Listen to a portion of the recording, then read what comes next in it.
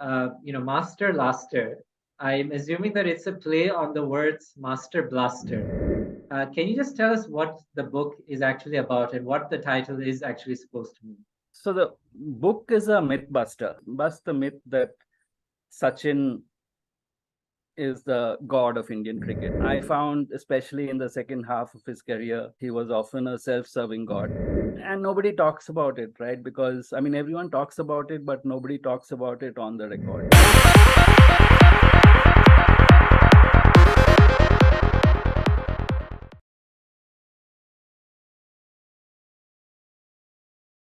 Welcome to another episode of Book Cafe podcast. Today we will be talking to Mr. Sumit Chakraberty, the author of Master Laster, What They Don't Tell You About Sachin Tendulkar. So before I go any further, let me first introduce the author himself, Mr. Sumit Chakraberty. Hi, Sumit. Hi, Omar. Very nice to be here and, talking to your listeners. Are they mostly in Bangladesh? Yes, mostly in Bangladesh, but because we cover it in English, we also have a huge base outside of Bangladesh, Australia, Canada, wherever you find the Bengali diaspora. So we're trying to reach out to a global audience. So hence one of the reasons why we've very consciously done this in English. But do tell us a little bit about yourself, Shumit, that for our viewers and our listeners who may be discovering you for the very first time. Please take it away. The floor is yours. I'll try to keep it short. I mean, I love to talk about myself. So my ethnic roots are actually in Bangladesh. Both my parents, their families came from Sylhet. আমি কইতে পারমুক একটু Sylheti of course my mother's side, they migrated to Kolkata about 10 years before partition. My father's side had a tougher time. They had to leave property and all that, and they also moved to West Bengal. My dad did his schooling in Assam. My grandfather was a headmaster in Tejpur, and he fortunately was a good student. He had a gold medal and all, so he got a scholarship in Dhanbad School of Mines, which kind of saw him through because it was a tough time during partition. So after that, he landed up in northern Andhra Pradesh. Andhra Pradesh is a state in South India, and they have a very big mining corporation there, forest area and all that. And that's where I was born, and I grew up there. Did all my schooling in a city called Hyderabad in Andhra Pradesh. And I should have probably ended up being an engineer. I was pretty good in maths and physics in school. I landed in BITS Pilani, which is India's top private engineering college. But I dropped out. I'm an engineering dropout. I ended up being a writer and a journalist, which I don't regret. I love books and I love to read and write. So I've basically been a journalist in all forms of media, like first in newspapers, and then I was a TV journalist for a brief stint, and then digital media. I worked for a company in Singapore called Tech in Asia, covering the startup scene across Asia. That was really good fun. And I still write about both startups and cricket. I regret never having gone to Sylhet with my parents. I've heard so many tales about crossing the Podda River and how in a boat and how dangerous it used to be and all that. But I've never seen the land of rivers and tributaries. Right? It must be beautiful. Mm-hmm. Absolutely. Well, you've actually guessed my second question, which was going to be that given your ancestral roots in Sylhet, have you ever had an opportunity to come to Bangladesh? But you've already answered that question for me. So, but yes, I believe that you would love it if you ever have an opportunity to come across the border. It's a small nation, but I think that whatever we have built here, since independence in 1971, I think that anybody with roots in Bangladesh will be very proud of what we've managed to accomplish here. And so it's basically Hyderabad where you're settled right now. Have I understood that correct? No, I'm in Bangalore, which is Bangalore. basically the tech capital of India. Yeah. It's like the land of startups, and that's how I ended up writing about startups, and I love it. I mean, the people, these founders of startups, they have such a different attitude, and they're such interesting characters. So I love to write about them. So when I think of Bangalore, Karnataka, I obviously Rahul Dravid is one player that comes to mind, and I Yes. believe Venkatesh Prasad is also from Bangalore. And Javagal Srinath and Anil Kumble. And Javagal Srinath and Anil Kumble. Well, who can forget that wonderful pairing in the early and late 90s? So that's absolutely wonderful. So, Shweta, coming back to the book itself, Master Laster, I'm assuming that it's a play on the words Master Blaster. So, as I mentioned just before we started this interview, that I actually love to read multiple books concurrently. And I had a choice between reading Master Laster or Ben Stokes' autobiography On Fire or Marcus Scofick's autobiography, and all three were brilliant books, but it was your book Master Laster that I finished first, even though I had started it way after I had started the other books. I just couldn't put it down because it was quite the page turner. But for our viewers and listeners who haven't actually read the book yet, can you just tell us what the book is actually about and what the title is actually supposed to mean? So the book is a myth buster, and that's why the title. Mythbuster, in the sense, what's the myth that it busts? It busts the myth that Sachin is the god of Indian cricket. I mean, that's what he's referred to, isn't it? So I found, especially in the second half of his career, through many crucial matches and being a very passionate follower of cricket, it always got my goat that he was often a self-serving god. And nobody talks about it, right? Because, I mean, everyone talks about it, but nobody talks about it on the record. I used to have a personal blog on cricket, and one day the chief editor told me, "Hey, why don't you, start writing a column in the paper?" So that's how I started writing. And the myth busting thing came up because in sports journalism there's a lot of fawning, and some of it you can understand because people need interviews, people need to be invited to events, to matches and all that. And here's this person, who is being built up so much. And sports marketing is a huge thing, right? You want to build up a character into a larger than life figure because that's what draws eyeballs, and that perception kind of becomes the reality.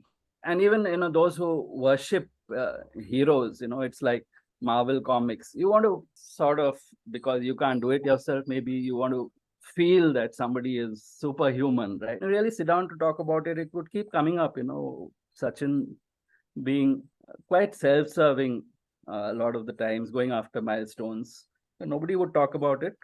And people would keep saying, they would sense this, but they wouldn't know exactly how to pin it down. So at one point I decided, it's enough of debate over this. Let me sit down, and because in an article you can't really, there'll always be holes, there'll always be counter arguments.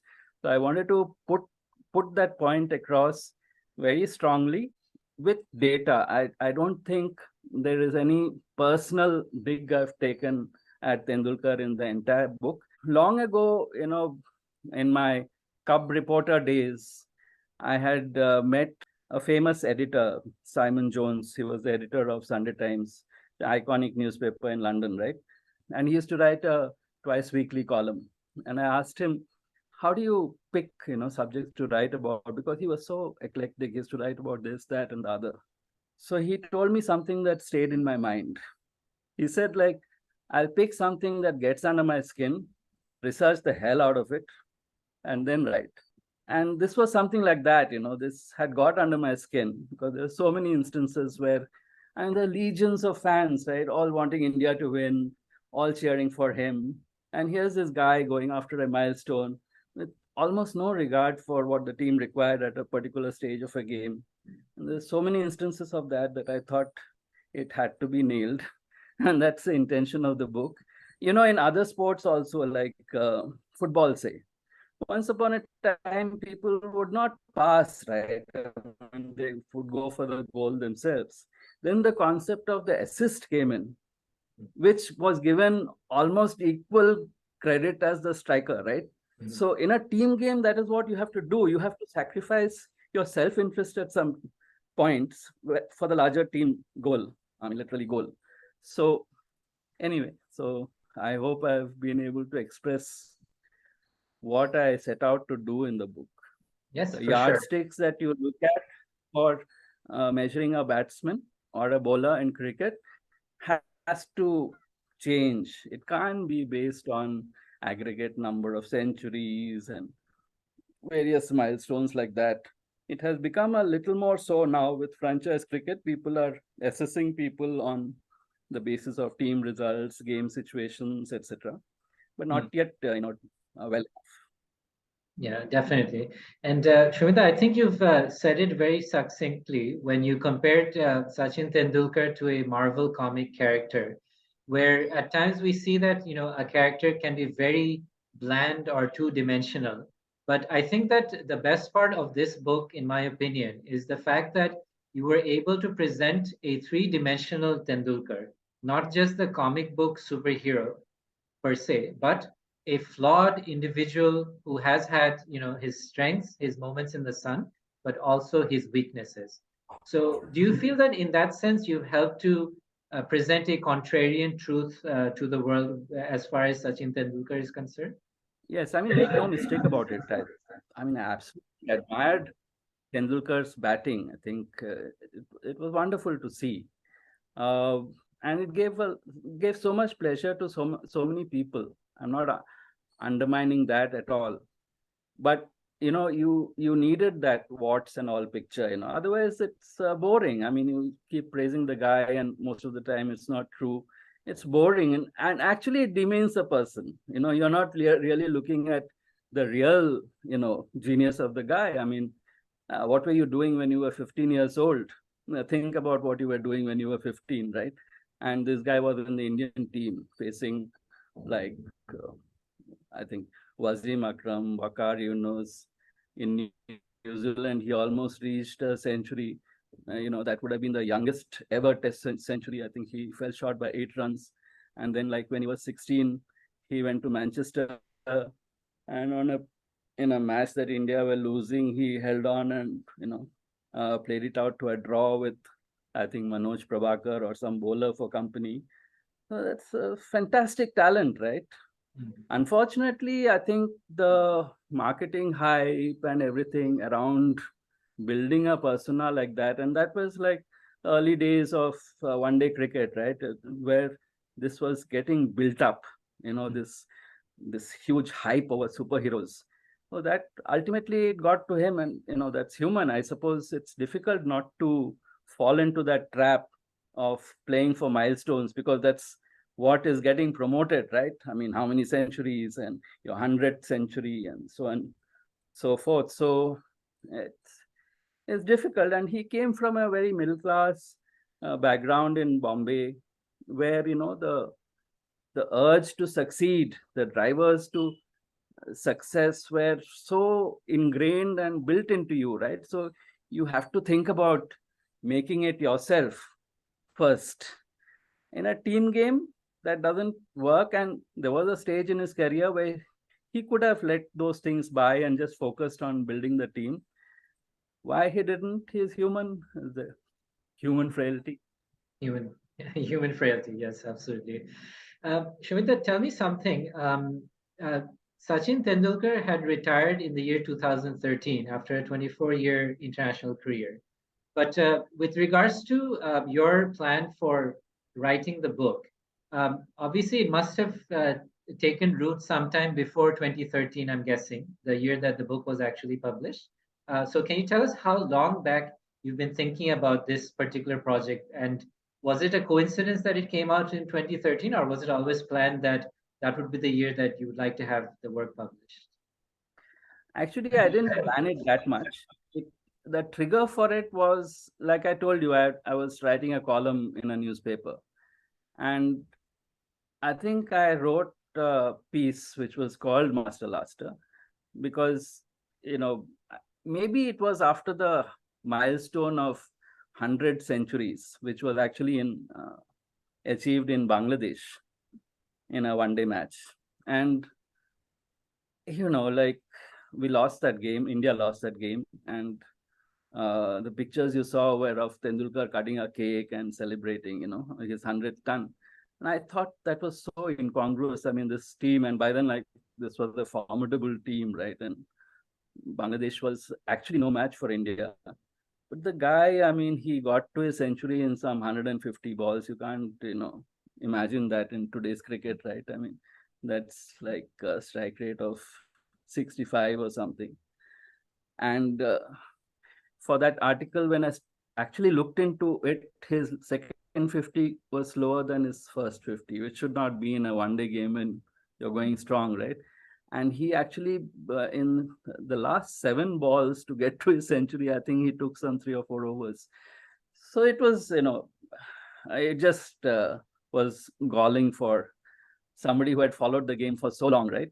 So, and to see all the celebrations around it. So I wrote a contrarian piece called Master Laster. That kind of stayed with me because there was a lot of debate around that article. A lot of people who called up the newspapers saying like we were courageous to take a contrarian stand on the celebration of the 100th milestone. We actually blasted it. So that debate was very interesting, and a lot of people then started asking questions about this and that, but what about that, but what about this? So, that was the germ of the idea that, hey, I mean, it has to be more than an article. If you really want to make this point, you have to go much deeper. So that's the germ of the idea of the book. Jumping into the book itself was kind of spur of the moment. I just decided to do it. I mean, I had so much to say, and I had followed the game so closely that writing it itself actually took me just 1 month to write the book. But I spent the next 2 months just revising it and checking for facts, because I knew that if I had got one thing wrong in it, there is one error somewhere, nothing to do with Tendulkar, something about Azharuddin. There is one error that crept in. But apart from that, I really did, screening. And having been an editor in a newspaper, I was used to doing that sort of thing. And yeah, it was nice. I thought that it should come out during his last series in India. Understood. Yeah, I can say that I think I was at the ground when he made that 100th, and I was in one sense I was quite happy that Mirpur and the great man would forever be conjoined because of this one particular milestone. And yet at the end, I was also happy that Bangladesh did manage to win that particular match. And I think I could just see that there was so much relief on his face when he managed to hit that milestone. That he took out his helmet and his bat, and he was tapping the badge. So that, but like you said, at the end of the day, India did go on to lose that match. So, and they weren't able to get to the finals as a result. Again, I think that there's a lot of people who would have focused on the century itself instead of saying that, hey, you know what, the emperor has no clothes. At the end of the day, India wasn't able to actually get to the finals. So what good did it do to anybody? And to be fair to Sachin, I think you have to. It's hard for any of us to imagine the pressure on the guy, right, to achieve that milestone. And towards the end of his career, he was actually struggling. I mean, he shouldn't have been in the team in the last, maybe couple of years. And it kept eluding him for so long, right? I think I don't remember for how long, but more than a year, definitely. I remember I was on a match. I was watching a match in Bombay between India West Indies, a test match, and I was in the sports gallery, and they had made an absolute dodo of a wicket, to make sure that the 100th ton would come on home ground. So, like it was a test match, and Wankhede in Bombay has one of the more sporting pitches in India, right? I mean, good help for pace bowlers and spinners, good bounce, very sporting wicket. That's what makes Test cricket very interesting in that venue. Anyway, on this wicket, 2 days the West Indies batted, and 2 days India batted. Tendulkar got into the 90s, and then I don't know, maybe Darren Sammy, He went for a ball, hitting a ball on the outside off stump, nicked it to slip and got out, I think 93 or something. I was during lunch in the press gallery. Gavaskar was around. So I went up to him and I didn't know him, but I just asked him, what do you think? I mean, has this pitch been made for a milestone or a good cricket match? What is more important according to you? And Gavaskar has been a big, he keeps talking up Tendulkar, but he just grabbed me by the, my shirt sleeve, and he's quite strong. I realized that his wrists and hands, small guy, but very strong. He just actually pulled me and took me to the, the organizing committee guy there at Bombay, I don't remember. And he told me, you tell this man exactly what you told me. So, like it really, that is not how a milestone should come, right? I mean, what is the point of achieving a milestone like that in dead game? As it turned out, the match was so boring that I didn't go for the fifth day. And fifth day, the damn pitch absolutely crumbled and both sides got bowled out and it ended up in a tie. So that was a fascinating fifth day, which I missed. You never can say in cricket, right? 4 absolutely soporific days and 1 day of complete drama. That's very interesting. Well, I had the pleasure of meeting Sunil Gavaskar once. This was way back in 1998, and I would not have imagined him being as strong as you just said. But yeah, I found him to be a very cordial person, and he had a program on Star Sports at the time called Gavaskar Beyond the Boundaries. So I was very young. I think I might have asked him a question about I can't seem to remember at the time, but Shumita, coming to Mr. Gavaskar, you made a very interesting comparison in the book where you asked the question, who is the real little master? Is it Sachin Tendulkar or Sunil Gavaskar? So, and you can correct me if I'm wrong, but as far as I can recall, out of the 3,400s that Mr. Gavaskar had hit, only 6 of them had actually resulted in victory for India, while the others came in draws and losses. So, in that sense, do you feel that when you say that Gavaskar is the real little master and not Tendulkar, is that being a bit harsh on Sachin, or do you feel that it is well justified? It's a really good question. Okay, and I'm glad that you looked up the record and saw that. And that's why you need a book, right? I mean, when you want to answer a question like that, it's not possible on a podcast, but I'll attempt it. You need to write a book to answer that question. So let me tell you, the first reaction is that in different eras, it's really difficult to compare on the basis of statistics because conditions are different, opposition is different, the team you're playing in is different, everything is different. So that chapter in the book is more a subjective assessment, not so much based on data, because that is the only way you can do it. That's what I feel. Because if you look at, stats, Gavaskar got into the Indian team at a time when India was not the formidable force in world cricket, right? I mean, the West Indies were like, woo.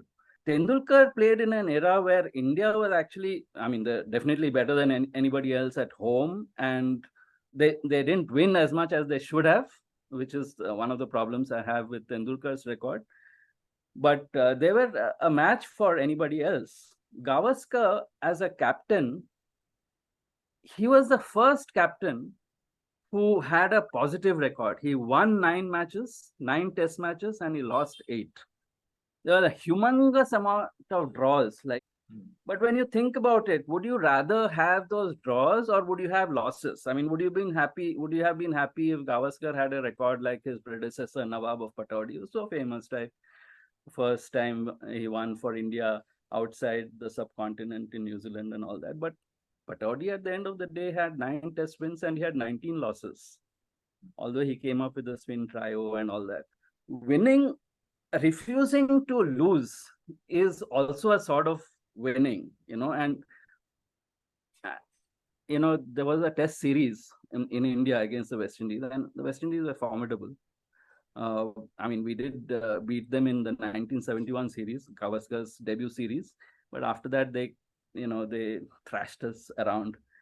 So this particular series, Gavaskar was the captain, and it was I think five match series, and we ended up winning. We meaning India ended up winning 1-0, and he, instead of being praised for winning the series against such a formidable side as the West Indies, was criticized for drawing so many games, and he was dropped as the captain, believe it or not. Venkatravagan became the captain. So I feel, on so many counts, in terms of match impact, in terms of playing in an era without helmets as an opener, it's very different from playing with fully everything guarded in the middle order, and especially in Indian conditions. It's very difficult to, in Gavaskar's era, there are really only two world-class batsmen. There was Gavaskar and there was Vishwanath. Nobody else. Everyone else used to chip in. Srikanth is so well known, but he was just a cameo guy as an opener, right? So nobody, even Vishwanath used to get out in the 30s and after reaching 50 too many times, all up to Gavaskar. When you measure a person's greatness, you really have to compare that person with his contemporaries. That is the true comparison. And Gavaskar was the mainstay of the Indian team for so long, right? If you see the person, I don't have the stat on the percentage of runs he scored in the Indian team, but I'm sure it would be huge, right? Whereas Tendulkar played in an era where you had Dravid, Lakshman, Ganguly, Sehwag. Look at the talent. Look at the number of match winners in that team. And yet, too many times we did not win because people were playing for milestones, etc. So that was what was galling. I could go on and on, but if you look at just the way the two people retired, Gavaskar retired right after one-day cricket had hit the scene, right? And we had the World Cup in India, 1987, such a big deal, so much money coming into the game. The guy walks away from it, and his last test innings, like 96, and he was actually hit on the forearm and got caught in the slips of Iqbal Qasim, left arm spinner of Pakistan, in Bangalore. And I was at the ground, and I happened to be sitting behind the slips, and I knew it had gone off his forearm on 96. Got out, given out of his forearm, and we lost. India lost by some 15 runs. Later on in Bombay, I ran into him at some function at the Cricket Club of India. And I asked him, I saw that it went off your forearm, didn't it? He said, go look at the scorecard. So the mystery remains. Amazing. And just to complete that, Tendulkar, during research for the book, I looked up, his last 20 tests, his average was below 25. Can you imagine that? And that was an era where you had such fantastic talent waiting the wings, all these. He came into the side at the age of 15, and a lot of his milestones are because of that, right? You have to credit the guy also for his prodigious talent and for working through injuries and playing for 24 years. But why are you keeping out people like Rohit Sharma, Ajinkya Rahane? So many guys, their entry into the Indian team got delayed because, Sachin should have retired at least 2 years earlier. In his last 20 matches, an average below 25. Can you imagine? You look at Rahul Dravid, his contemporary. His last 20 matches, his average is around 50. Around the same as his career average. Exactly. So these are all, things which are different about the two, and that's why I placed Gavaskar higher. I think that's there's a lot more, but let me leave it at that. Yeah, no problem. Yeah, I think that's very nicely said, because if I remember correctly, Saurav Ganguly and Rahul Dravid and VVS Laxman, all three of them had in fact retired at least a year or two before Sachin did. So that kind of exactly what you said, that the hype of the sports hero and probably the unknown forces that made him keep going until the very end, till 2013. So Shumita, tell me something, circling back to his formative years. The 664 run partnership that he had with Vinod Kamble in the school matches. That was something that I used to look at and think, wow, what an amazing child prodigy. But you've made us look at this event in a very different light, that how selfish of them to keep on going rather than thinking of the win.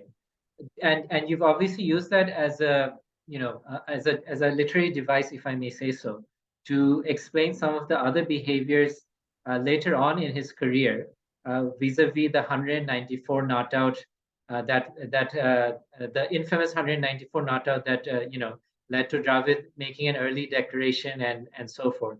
So, in your opinion, based on everything that you've seen and read about him over the years, would you say that he was being selfish for the sake of records, or was it a means to an end? That because he was trying to get these runs for the sake of the team, he did have that the team goal in mind, which was to win at all, by any means necessary. So, what would be your answer to that question?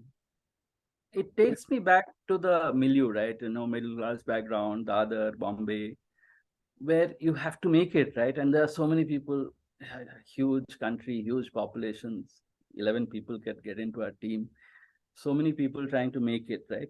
So I feel it was ingrained, this thinking, for had to make an impression personally to be able to make it to the next stage. Because this is it's not a game like tennis where you win a tournament at the boys level and then you get attention and you move on. Right? Here he did not have the chance to do that. The only way he could get attention and move to the next stage was to have a personal milestone, and a personal milestone that would be written about and talked about everywhere. And in fact, Kamble, I mean, from reports that I've read, I don't know if it's true, apocryphically, Kamble had told him, hey, coach was not on the ground. He had gone somewhere.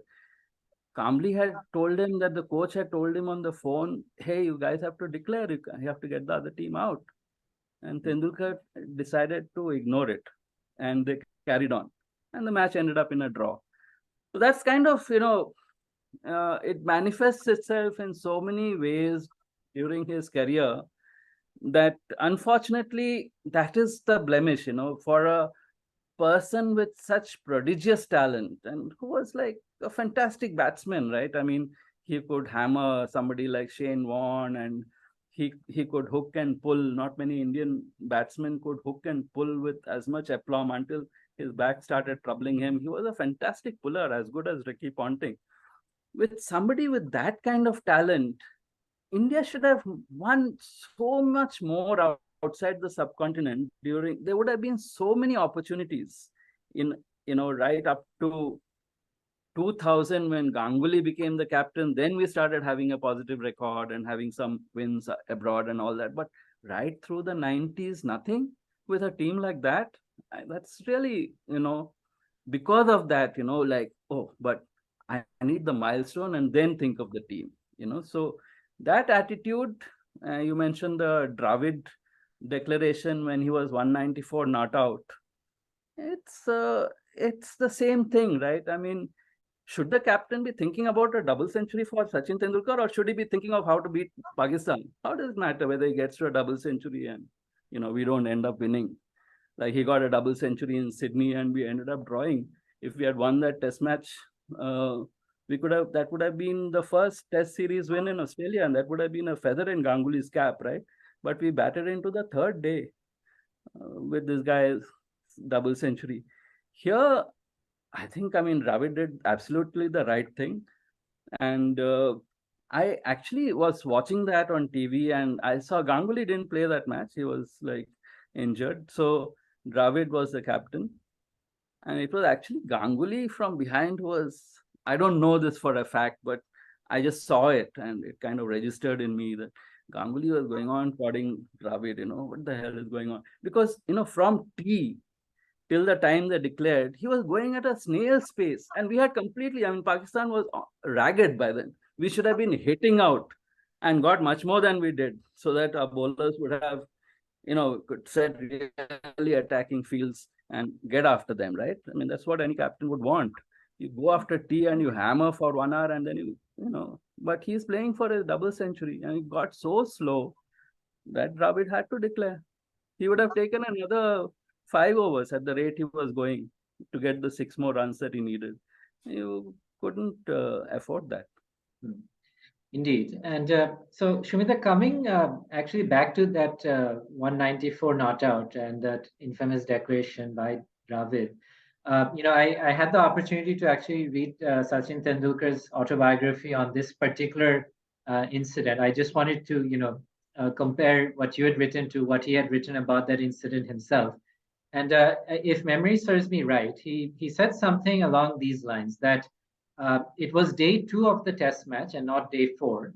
And he already had an agreement with the captain, Rahul Dravid, that he would have the opportunity to get to his double century, provided that there's 15 overs left in the day.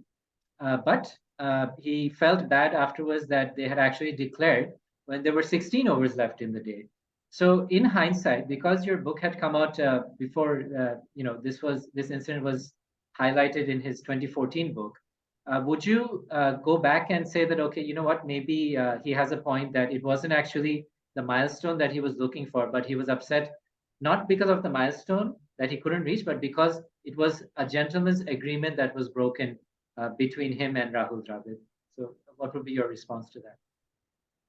No, but I mean, the fact that he has to put that in the autobiography shows the hubris of the man, right? I mean, here you are putting your own captain under so much pressure. Why have that agreement in the first place? I mean, why are you even talking about your milestone?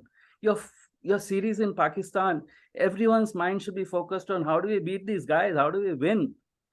I mean, would you imagine a Virat Kohli telling somebody, hey, hang on, how many overs are you giving me for me to reach a milestone? I mean, you can't even think of somebody saying that. It sounds so self-serving, right? I mean, that he was such a big player and such a demigod gave him the gumption to go and tell the captain. I mean, if any other player had gone and told the captain, then he would have got a kick up his backside, right? I mean, what the hell? Why are you talking about your milestone?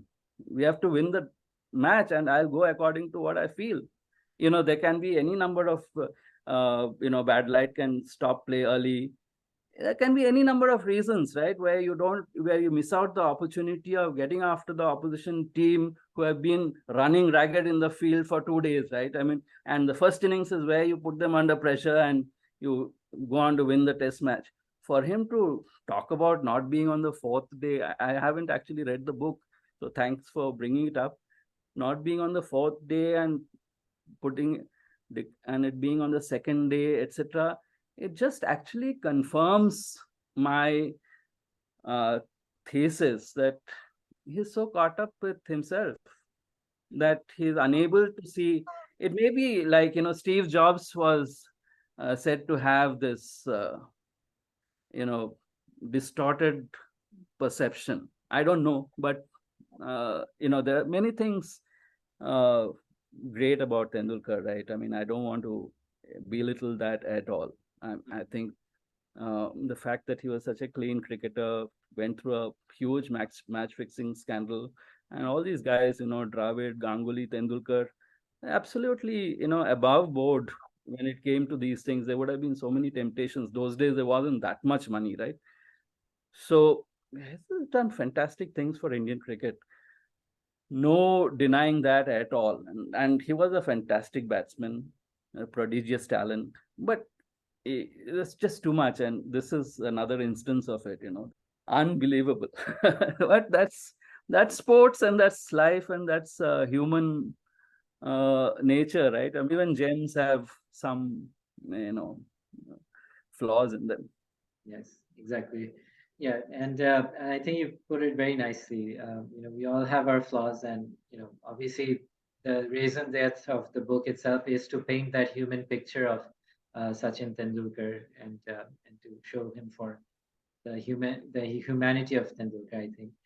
So you alluded to Virat Kohli during the beginning of your answer, Shumita. So I have to ask you, in contemporary times, when at the time that he retired, Virat Kohli was still very new to international cricket. So 9 years have passed since Sachin Tendulkar has retired. Where would you? Yeah, and you did mention that it's hard to compare. But if I were to ask you, would you say that he is probably India's greatest match winner, or would you say that he's still got a bit more ways to go to prove or to get that mantle of being the best match winner for India? He was. I mean, when it comes to Virat Kohli, it's a before and after question, right? I mean, before 2020, it was a different Virat Kohli, and COVID happened in 2020. What for whatever reason, or the man's hubris got the better of him. It happens to the greatest players. Most of the greatest players go through that. Some don't. Virat Kohli before 2020 is definitely, I mean, the greatest match winner, right? I mean, chasing in one day matches, he was like incomparable. And that is playing under pressure.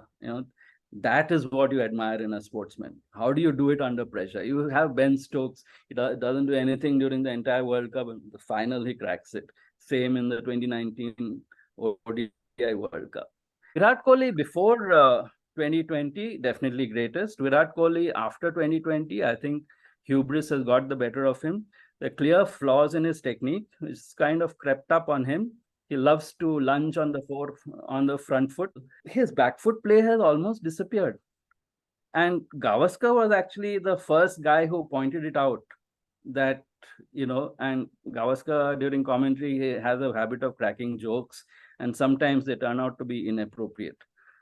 You have to just give him allowance, at least I do. But I mean, this was inappropriate. He criticized Kohli's batting, but he added a wisecrack saying that probably his wife has been bowling to him at home because of COVID. So then he got into a lot of strife. But in all that brouhaha, what was lost was the remark that he made about his batting, and there's no better person than Gavaskar. Had I been Kohli, I would have gone to Gavaskar instead of attacking him over the remark. He apologized, Gavaskar apologized, and all that. I would have actually gone to Gavaskar and asked him, "Hey, what do you see that is wrong? How do I fix this?" It's also when you become so big, there are so many fawning people around you that it gets lost, like they keep praising you, they keep dismissing any criticism that comes from a Gavaskar or somebody else, that you start, getting into that perception problem. I hope Kohli comes out of it. If he comes out of it, and if he has a second wind, and actually Tendulkar went through a very long slump, and then he had a second wind briefly around 2010. He made a match-winning century in New Zealand and all that. And then he again went into a decline. If Kohli has another purple patch, then I would consider him the greatest. Otherwise, he'd be another one of those who just prolonged their career at the expense of the team. In that sense, Gavaskar would still remain, for me, the greatest. That's yes, exactly, rightly said and rightly put. So, Shumita, just staying with the contemporary cricketing landscape, where do you see the future of cricket going? Do you feel that international cricket will still have primacy, or is franchise cricket on its way into displacing international cricket? And we're probably going to go the way of football, where we have clubs dominating rather than nations/countries. I think so. Bilateral series will always have their place. I mean, there is, whatever England does these days is like fascinating, right? I mean, the test series that they had against South Africa and India at home, always under pressure, but somehow managing to win this first test match in Pakistan. Unbelievable, right? I mean, it seemed like a completely dead wicket in Multan, and somehow they pulled off a victory. So you will always have those, gems which you will only get with that national fervor and all that in a bilateral series. But I feel actually removing the national fervor has helped the game. Like, look at all the positives that have come from franchise cricket. Firstly, there is more accountability. I mean, a coach will get booted out if he's underperforming, right? And I mean, Rahul Dravid has already underperformed, but he will continue for the next ODI World Cup. And I don't think he's a good coach. He is not cut out for the modern, T20. He's been successful with the younger players for the junior level and all that. That's because he's a wonderful person, and he's very, he gives people confidence. He gives people the belief that they can do it. All that is great, and he should actually remain at the junior level to nurture the next generation of players. He's not the right coach for the Indian team. But in franchise cricket, that would get sorted out immediately. There's so much money involved. Players will be, picked on the basis of what they are contributing to the team. Maybe, there Virat Kohli again is an exception. He's been carrying on with the Bangalore team and failing as a captain for so long, and now failing as a batsman too. There will always be some exceptions, but mostly it is geared towards more accountability, which is a good thing. It is also about giving opportunities to people. A Rohit Sharma or an Ajinkya Rahane don't have to wait for 2-3 years to get into the Indian team, right? It removes a lot of the, it opens a lot more avenues for young cricketers to make it. Otherwise, there's so much of corruption at the state level and all that, right? You have to bribe some selector to get in, because if you can't even get into the state team, how do you show your talent? You can't showcase yourself at all. But here, like IPL has so many instances of people who were not picked for the state teams, but picked for the IPL team and made it big, immediately caught attention. Even in the last IPL, there's so many such characters, and that's how new talent is being discovered. There's so much that is good about franchise cricket. And hopefully, and most importantly, I think, because the players are being paid so well, we won't have the specter of match fixing rising again. Probably it will still happen here and there, but at least in the Indian Premier League, like, the compensation is very, very healthy and good. So finally, players are getting maybe still not a fair share, but at least a fairer share of the pie, right? Right from ODI cricket came to India in 1987, huge advertising money, etc., has been pouring into the game, been going into the boards, coffers. But definitely, players were not, they had their own personal advertising and all that, but they were not really getting a fair deal. Here, players are adequately compensated. That makes them give their best. That gives you like the best cricket that you can get from the players. And anybody who runs franchise cricket will have to give them a fair share, because you have to attract the best talent from around the world. So it all works out well. There's more accountability. There's more motivation and compensation for players. There's more discoverability of talent. It's definitely the future. I don't see it ever going back to bilateral series primacy. Even the ICC tournaments are kind of losing their luster. I don't think this World Cup got as much attention as some of the World Cups would have got earlier, right? You're playing it just 1 year after the previous one. So not as much interest as I think the IPL will have. And in the IPL, you can't take it for granted, right? Temba Bavuma is captain of South Africa. How can he be captain of South Africa? His batting record is so poor in white ball cricket. He does not find a place in any franchise team in South Africa. And that's fantastic, right? A captain of your country, but he can't get it. That just shows the difference. Here you have a bunch of selectors who will just, for various reasons, keep him as captain. And that's the reason I think they did not make it. In those conditions down under, South Africa had the perfect bowling attack and some really good batsmen. They could have gone all the way. But you can't do that if you retain Temba Bavuma as captain, right? So it wouldn't have happened in franchise cricket. That's the future, and I love it. That's wonderful. So I have to ask, do you have an IPL team that you support, or is it the players that you prefer to support? And so do alliances shift when it comes to what team you're supporting? So for me, as a sports viewer, whichever game, and these days, of course, I'm watching the Football World Cup. I derive a vicarious pleasure out of, trying to put myself into players' shoes.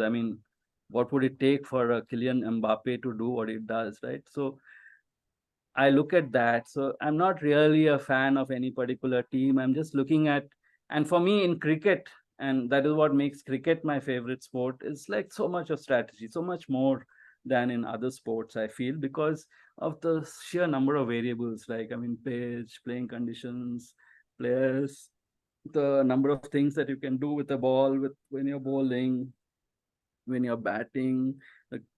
Like in baseball, it can't pitch on the ground, right? I mean, that takes away like 1 million variations. So there's so much of strategic thinking involved. If they don't mess it up, they're trying very hard to mess it up, by the way. In IPL now, they're going to have this super substitute, which they think, oh, you can bring in a player who is not in the 11 and at various stages, and they think, oh, that will make things more complicated and it will become more strategic. Actually, you're removing the strategic dilemma, right? I mean, picking that 11 is itself like the biggest strategy call. And you pick that 11 before a game, before you really know how the pitch is going to behave, how things are going to pan out. If you remove that and you allow one 12th guy to come in, you're removing that strategic dilemma for a coach and captain.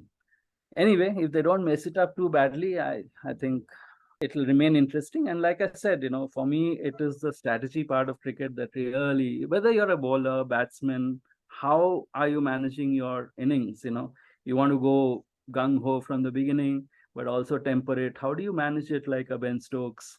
How do you manage it as a coach? How do you manage it as a captain? That's what keeps me fascinated. So it's really not about any particular team. It's just the game itself. I think I absolutely concur with you when it comes to the strategy, pitch conditions, etc. Yeah, cricket is a far more interesting game, sport than a lot of other sports that I've come across, including football. Now, Shumita, our hour is almost up, but I cannot let you go. I cannot let you go without first asking you a couple of questions related to books, because we are, after all, a book podcast. So, what books are you currently reading, and what would be some of your favorite books that you would recommend that everybody should read at least once in their lifetime? Oh, that's a big one. So, let me start with Dominic Lapierre, right? He's just passed away, and I really enjoyed reading his autobiography, A Thousand Suns, and all his books. The early ones with Larry Collins. Oh, Jerusalem gave me. I love historical, books, because you get characters, plus you get the historical context. And I think what also attracted me was that they were journalists, right? And journalists who learn to write in a novelistic form. I think that brings out the best of both, right? I mean, you're being creative, but you're also sticking with, you're also conveying so many things happening around us. So, Oh, Jerusalem is Paris Burning, City of Joy, of course, about Kolkata. So Dominic Lapierre, I should mention, he's just passed away, and I really enjoyed his autobiography. But I mean, being a journalist myself, I learned about that. I mean, that's my like Bible of journalism. It's by Tom Wolfe, called The New Journalism. It's quite an old book, but those techniques that he talks about in that book, many people actually practice it without acknowledging it, but you can see Tom Wolfe's influence on them. Michael Lewis is another favorite actor of mine, because he takes that very involving kind of journalistic approach to bringing out big stories, like his Undoing project about Daniel Kahneman and the Israeli psychologists who wrote Thinking Fast and Thinking Slow. That's like fascinating. In cricket, I think the book that I really loved is a guy who came up with the line, "What do they know of cricket who only cricket know?" Right?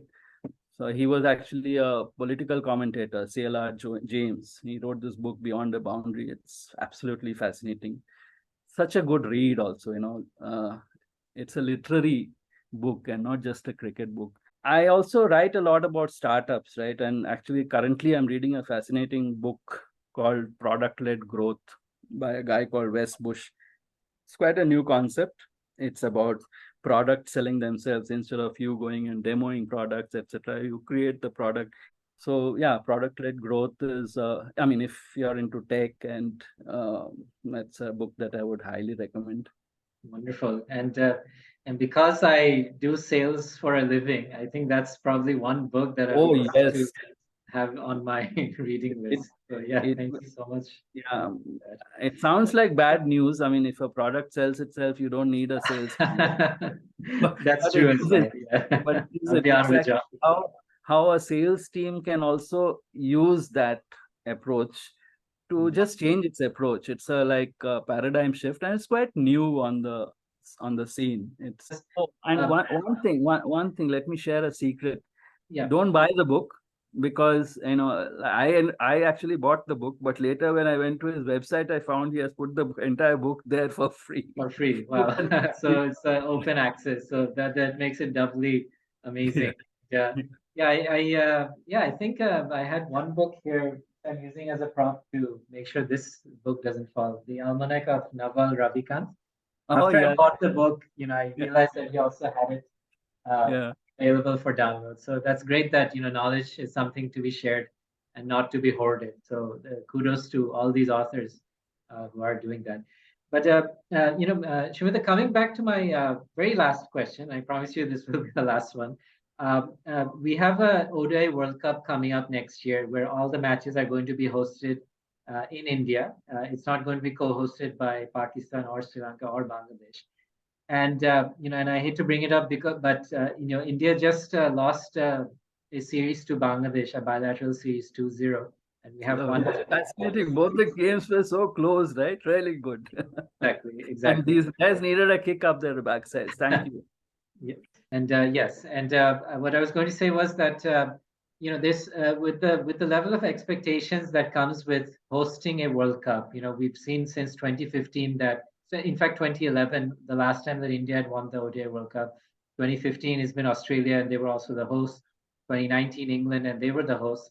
So how do you feel, or how optimistic are you about India's chances of bringing the trophy home next year at the 2023 World Cup, given what we just saw, and their results in Bangladesh?